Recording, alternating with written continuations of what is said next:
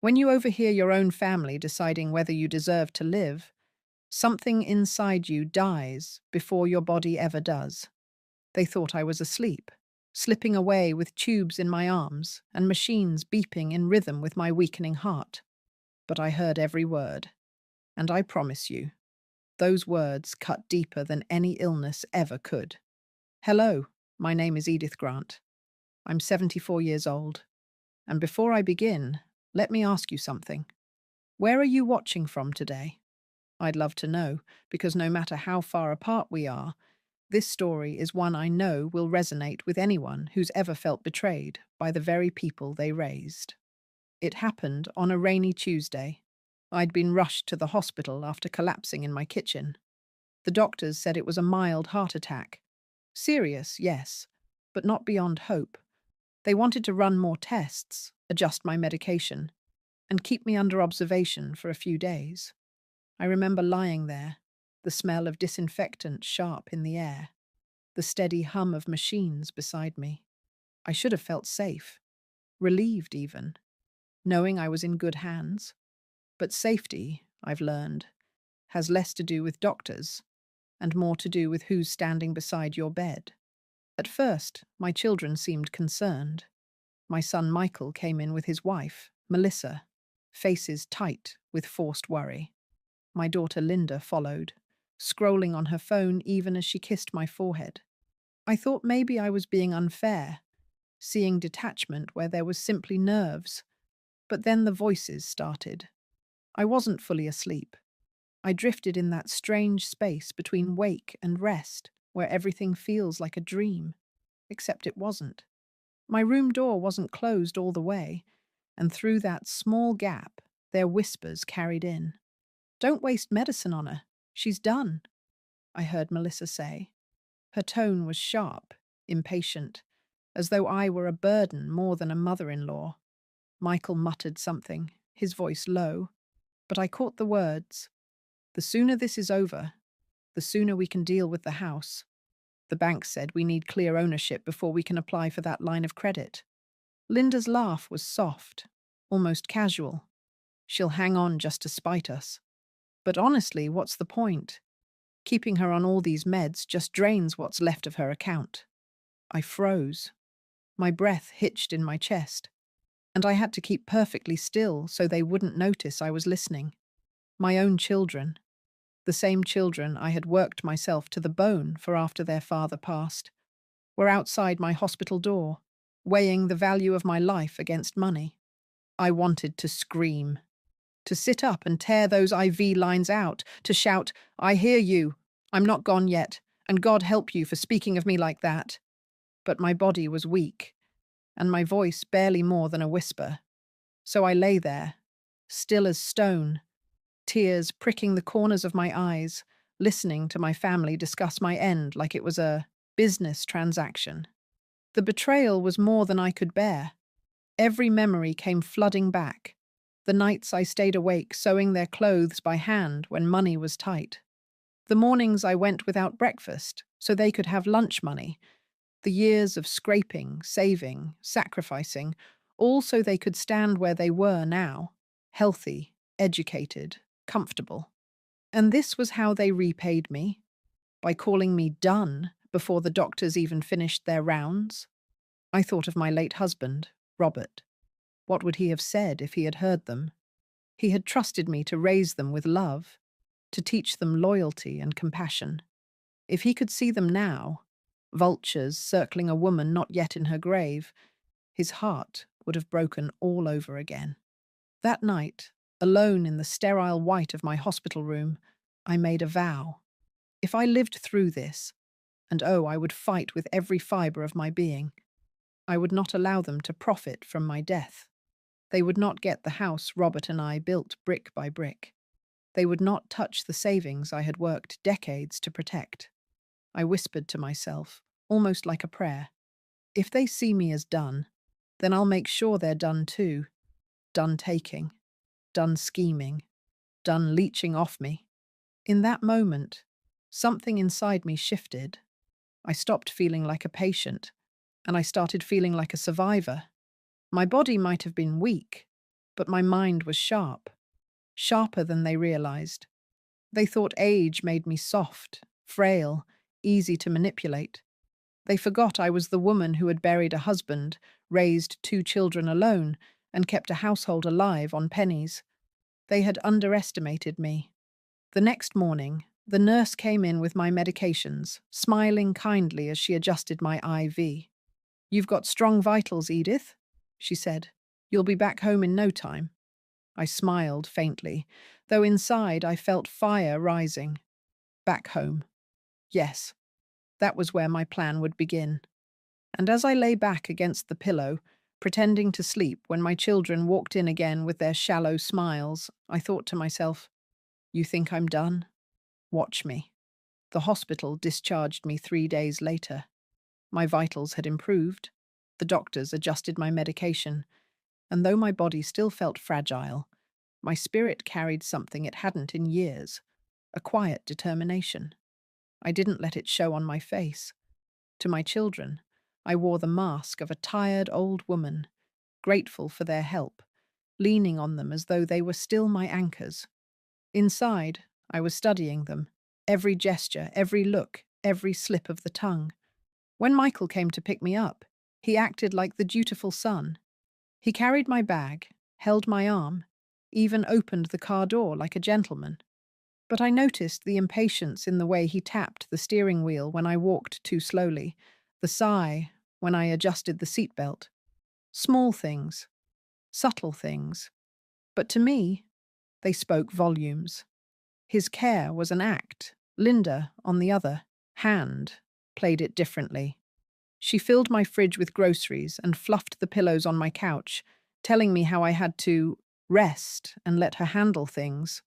But when she thought I wasn't looking, her eyes darted around the living room, scanning the china cabinet, the clock Robert had left me, the silver frame with our wedding photo. It was as if she was already cataloguing what would soon be hers. Melissa, my daughter-in-law, never bothered pretending. She strutted around my house with her shoes still on, leaving her bag on my dining table, making calls as though she owned the place.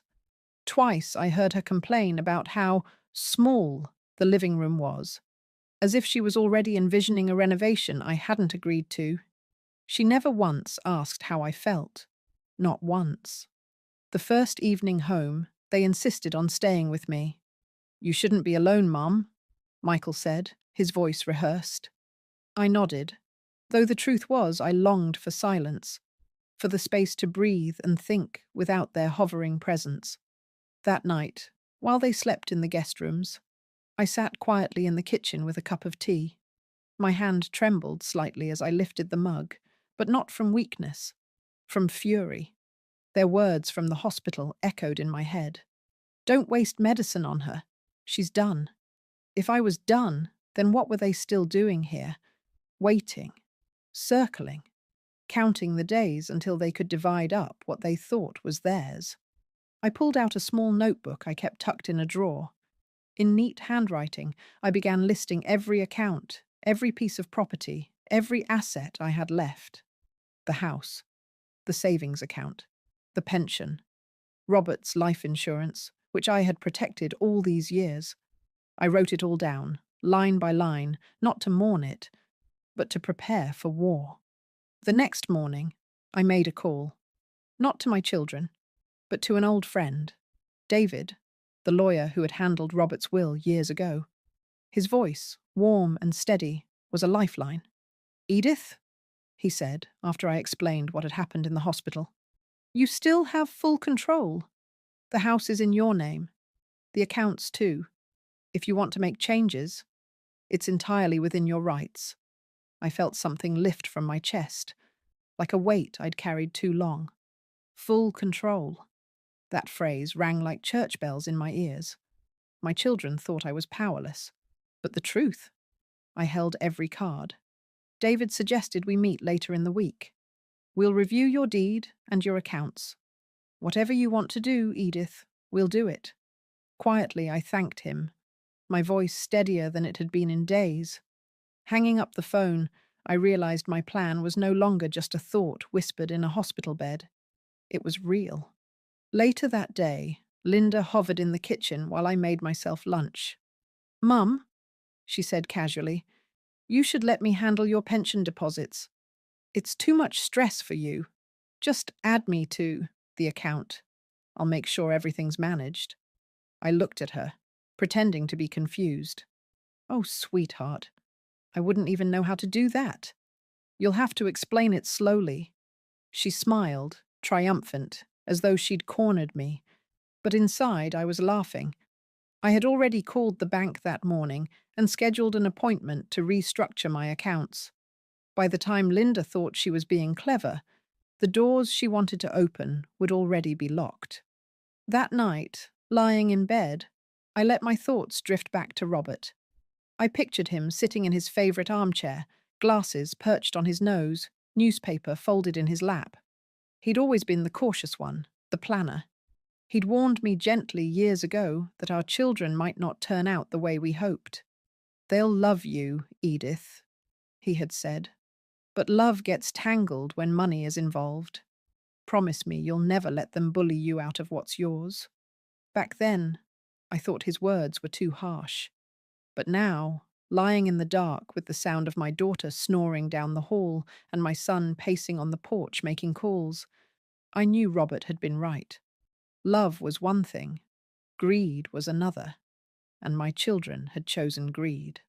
The next morning, I stood at the window, looking out at the small garden Robert and I had once planted together. The roses were still blooming, despite neglect. Strong, resilient. I smiled faintly. If those roses could survive seasons of storms, so could I. And so could my plan. I whispered softly to myself, "Let them circle. Let them whisper. By the time they realize what I've done, it'll already be too late." With that, I folded my arms, steady despite the ache in my chest, and turned away from the window. It was time to act. 2 days after returning home, I slipped on my thick cardigan, tucked my papers into a leather folder, and called for a cab. My children thought I was too weak to do much on my own, but I had no intention of telling them where I was going. Let them believe I was off to a doctor's checkup. In truth, I was heading to David's law office, my fortress in this storm. When I walked in, David greeted me with the same warm smile I remembered from Robert's time. His office smelled of leather and coffee, the shelves lined with neat binders and framed degrees. It felt safe, steady, like walking into a place where my children's claws couldn't reach me. "Edith," he said gently, pulling out a chair, "tell me everything." So I did. I told him about the hospital, about the voices I'd overheard, about the way Linda was circling my pension, and Michael was already talking to banks about loans. My throat tightened as I repeated Melissa's words. "Don't waste medicine on her. She's done." For a moment, I thought I'd break. But then I saw the look in David's eyes. Not pity, not surprise, just resolve. "Then we'll protect you," he said firmly. "You still hold the keys. They can't take what you don't give." First, we addressed the deed. The house Robert and I had poured our lives into. The one with 40 years of memories, Sunday dinners, and Christmas mornings. I couldn't bear the thought of it landing in hands that saw me as a burden. David drafted the transfer papers, shifting ownership to someone else entirely. I thought carefully. Who deserved it? Who had treated me with kindness without asking for anything in return? My mind settled on Anna, my neighbour's daughter. She was 30, a nurse who often brought me groceries or stopped by just to check in. She once fixed my leaky faucet. When Michael didn't have the time, she treated me like family. When my own flesh and blood treated me like a wallet. "It's unusual," David admitted, "but not unheard of. If this is what you want, we'll do it." "It's exactly what I want," I said, my voice stronger than it had been in weeks. By the time I left his office, the paperwork was in motion. My house, my sanctuary, was safe from their greedy hands. Next came the accounts. Over the years, I'd kept everything neat and organized. A pension account, a modest savings, and Robert's life insurance payout. Nothing extravagant, but enough to live comfortably. I had let Michael and Linda believe I was careless with numbers, that I needed them to manage things. The truth? I knew every dollar, every withdrawal, every penny. David connected me with a banker he trusted, a woman named Rachel. Together, we restructured everything. I closed the accounts with joint access, rerouted my pension into a new account under my sole control, and froze the credit cards my children thought they could use for emergencies. Rachel leaned over the desk, sliding papers toward me. Mrs. Grant, once this is signed, no one but you will have access, not even your children. If they try, the bank will call you immediately. I signed, pressing the pen hard enough that my hand ached. But the ache felt good. It felt like carving my signature into the very shield that would protect me. For the next week, I played the role of the fragile mother. I let Linda drive me to the pharmacy, let Michael complain about the bills piling up, let Melissa walk through my living room in her heels like she owned it. All the while, my heart hummed with a secret they couldn't touch. One afternoon, Michael came into the kitchen holding his phone. "Mum, I've been talking to the bank about a loan. They said something odd about the deed not being in order. Did you change something?" I blinked slowly, setting down my teacup. "Oh, I don't remember. All those papers confuse me." Melissa frowned, sharp-eyed. "You'd better not be making things complicated. You know we're only trying to help." That word nearly made me laugh out loud. Their help had nearly written me into the grave.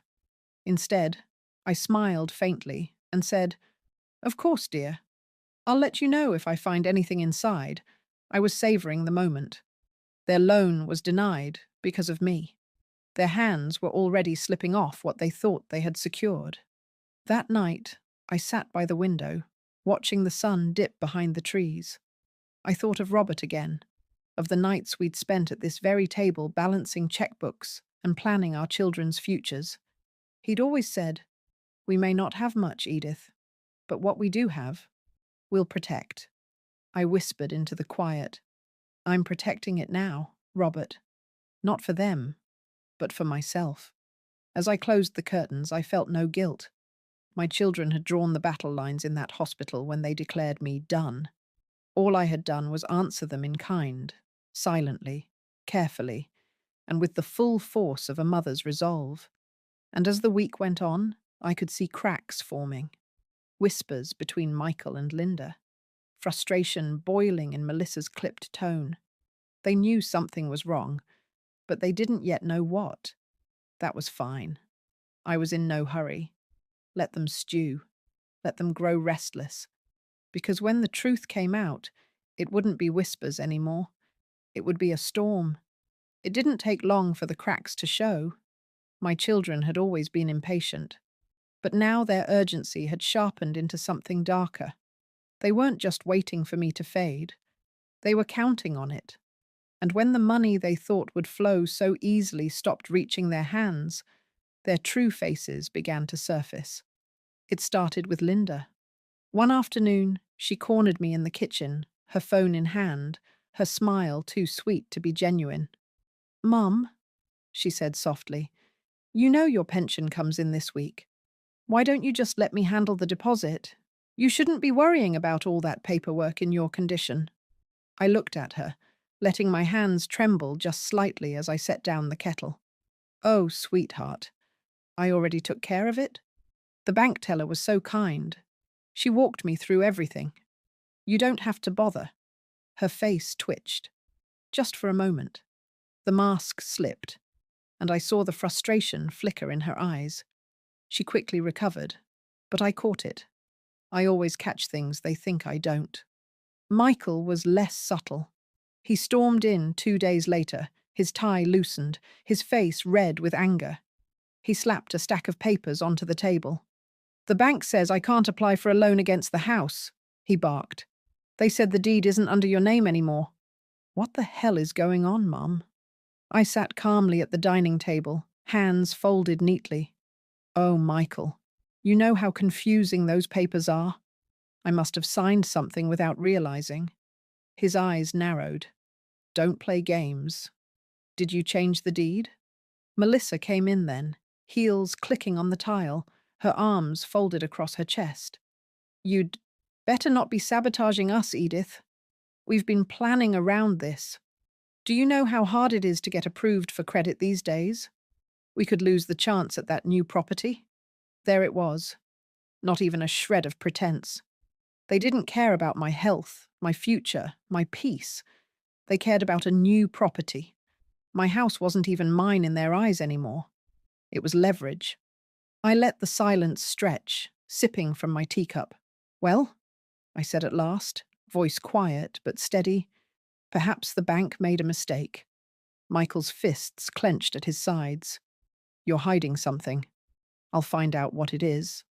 I smiled faintly, the way I used to when he was a boy throwing tantrums over candy in the store. Of course you will, dear.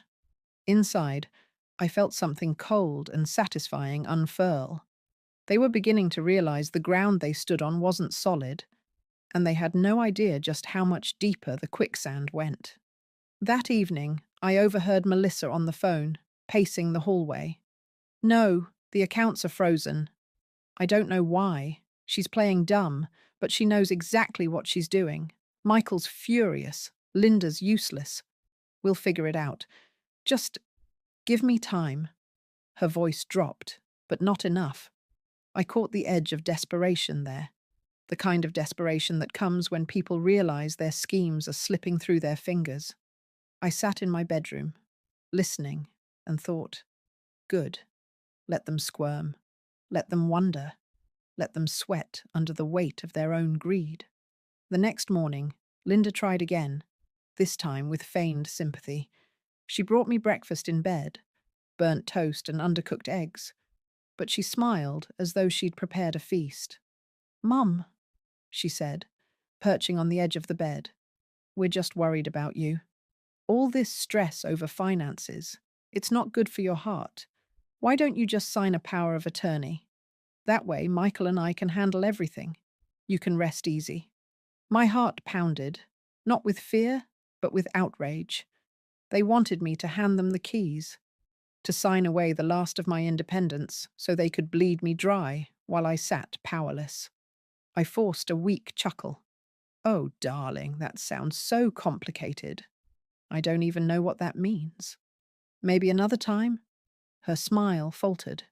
You don't have to understand, Mom. Just trust us, trust. That word stung like a slap. Trust was what I had given them for decades. Trust had raised them, fed them, clothed them. And now they wanted to twist that trust into a weapon. But the more they pressed, the calmer I became. Each demand, each slip-up, each moment of greed only reminded me that my plan was working. They were on the outside, clawing at doors that were already locked. That night, as I sat alone in the living room, I thought of Robert again. I could almost hear his voice, steady and protective. Don't let them bully you, Edith.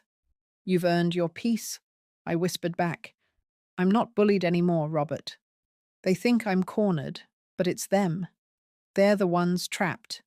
And as I turned off the light and settled into bed, I allowed myself a small smile. The bank would be calling again soon. And when it did, the storm I'd been quietly building would finally break. It was a Thursday morning when the call came. I was sitting at the kitchen table sipping my tea when the phone rang. The voice on the other end was calm, professional, but the words carried weight. Mrs. Grant? This is Rachel from the bank. I wanted to inform you we've denied the loan application submitted by your son.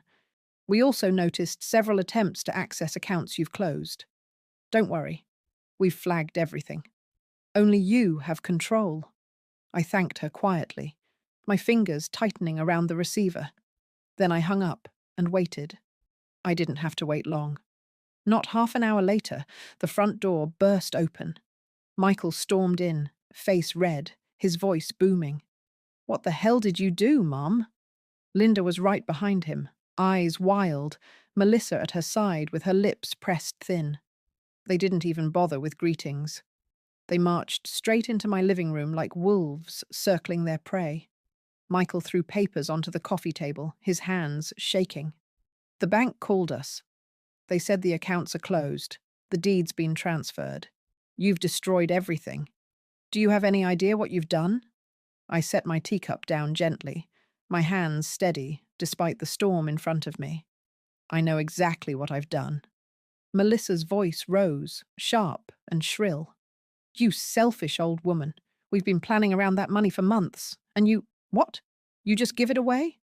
Linda's eyes filled with tears, but they weren't tears of sadness. They were frustration, anger, desperation. Mom, how could you do this to us? We're your children. Finally, I spoke, my voice calm but cutting. Children? You stood outside my hospital room and called me done. You said not to waste medicine on me. You laughed about my life draining my account. Don't you dare stand here and call yourselves my children when you treated me like a burden before I even left that bed. The room went silent. Their faces drained of colour, shock rippling across them. They hadn't realised I had heard. Michael tried to recover, his voice cracking. Mum, you misunderstood. We were just stressed. We didn't mean…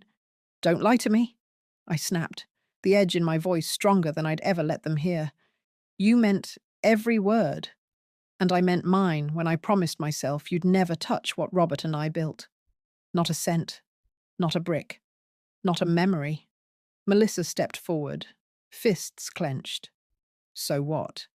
You gave it to strangers? To that nurse girl next door? You think she deserves it more than your own blood? I looked her dead in the eye. Yes. Her jaw dropped. I leaned back in my chair, folding my hands in my lap. I signed the deed to Anna. The accounts are under my sole control. Everything you thought was waiting for you is gone. Not because I don't love the children I raised, but because you stopped acting like my children the moment you started circling like vultures. Linda shook her head, tears spilling now, but still no remorse in her voice. Just panic. Mum, please, think about what you're doing. You're leaving us with nothing. We have bills, plans, futures. And what about my future? I cut in, my voice sharp. You were willing to let me die so you could collect. My future meant nothing to you. So now, yours means nothing to me. Michael's rage boiled over. He slammed his hand against the wall, his voice rising. You'll regret this, Mom. When you're alone, when you need us, you'll wish you hadn't done this. I stood then, slowly but firmly, leaning on my cane. My heart pounded, but my voice was steady. No, Michael. I regret every moment I believed you loved me unconditionally. I regret raising children who measure worth in dollars instead of memories. But I do not regret protecting myself from your greed. I stepped closer, tapping the cane against the hardwood floor between us. The bank has records of every suspicious withdrawal while I was hospitalized. David has files documenting everything you tried to pull. If you push me further, I won't just cut you off. I'll have you investigated. And when that happens, you won't just lose money. You'll lose everything. Silence fell. Melissa's face went pale, her bravado gone. Linda looked away, shame flickering for the first time. Michael's fists clenched and unclenched, but even he didn't dare speak again. I lowered my voice, almost whispering. I may be old, but I am not weak. You wanted me gone. Well, I am gone.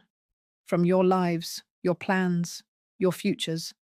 Consider this the last time you'll ever stand in this house as my heirs. Then I turned, picked up my teacup, and sat back down, calm as if the storm had never entered. Now, I said softly, close the door on your way out. For a long moment, none of them moved. Then, one by one, they turned and left, slamming the door behind them. When the silence returned, I exhaled slowly. My hands shook just slightly, but it wasn't fear. It was release. For the first time in years, I felt free. The house was quiet after they left, almost too quiet. But it wasn't the heavy silence of loneliness anymore. It was the calm of a storm that had finally passed. I sat there in my chair, the sunlight spilling across the floor, and felt something I hadn't felt in months: peace. For the next few days, I kept to myself. I cooked small meals, tended to my roses, read the same books Robert and I once shared in the evenings. Life had returned to its simple rhythm. My children didn't call, didn't visit, and I didn't expect them to. Shame can silence even the loudest mouths. But I wasn't alone. Not really. Anna, my neighbour's daughter, stopped by one afternoon with a casserole dish in her hands. She looked at me with the kind of genuine warmth I hadn't seen on my children's faces in years. "I heard them yelling the other day," she admitted, hesitating in my doorway. "Are you okay?" I smiled, stepping aside to let her in. "I'm better than okay, dear. Sit with me." We sat at the table, eating together, talking about her patients at the hospital, about her dreams of opening a small clinic someday. I listened, nodding, and for the first time in years, I felt like I was speaking with family, not blood, but family nonetheless. Later that week, Rachel from the bank called again. "Mrs. Grant, I just wanted to confirm all your changes are complete. Your accounts are secure, and the deed has been fully transferred. If anyone attempts anything suspicious, we'll contact you directly." "Thank you," I said, my voice calm, steady. "I appreciate you looking out for me." When I hung up, I thought about how different that call must have sounded to Michael and Linda. For them, the bank had been a door slamming shut, a reminder that their mother wasn't the feeble woman they thought. For me, it was a reminder that I still had power. Of course, they tried. Linda sent a message a week later, full of saccharine apologies. "Mum, we didn't mean what we said. Families fight. Please, let's put this behind us." I didn't reply. Michael showed up once, pounding on the door, demanding to talk. I didn't answer. I watched from the upstairs window as he stormed away, shouting into his phone. His voice carried, but his words didn't matter anymore. They had already lost me long before the bank call confirmed it. In the quiet of my evenings, I let myself reflect. I thought about Robert, about the promises we had made to each other when we first bought this house. I remembered his warning that money can twist even the strongest bonds, and how I had dismissed it. He had been right. But I also thought about something else, about the resilience of people like us, people who have weathered losses, buried loved ones, survived illnesses, and carried on. My children thought I was done. They thought I had nothing left but fading breaths and a fragile heart. What they didn't realize was that surviving isn't about the body, it's about the will, and my will was stronger than their greed. One evening, as the sun dipped low and the garden glowed golden, I stood at the edge of the roses. They were blooming again, stubbornly, beautifully, despite the weeds and storms. I touched a petal and whispered, "We made it, Robert. They won't ruin what we built." I realized then that I wasn't angry anymore. Hurt, yes. Betrayed, yes. But not angry. Anger is heavy, and I had carried enough weight in my life. What I felt now was clarity. I had chosen peace over poison. So, to you who are listening, let me leave you with this. Family isn't always the ones who share your blood. Sometimes family is the nurse who brings you groceries without being asked. Sometimes it's the neighbor who checks on you after a storm. Sometimes it's the roses that keep blooming even when the world tries to bury you. If anyone ever tells you you're done, prove them wrong. Not with shouting, not with anger, but with the quiet strength of taking back control. I looked around my home that night, the walls still echoing with decades of laughter, the photos still smiling back from their frames. This house was no longer a prize waiting for greedy hands. It was mine, until the day I decided otherwise.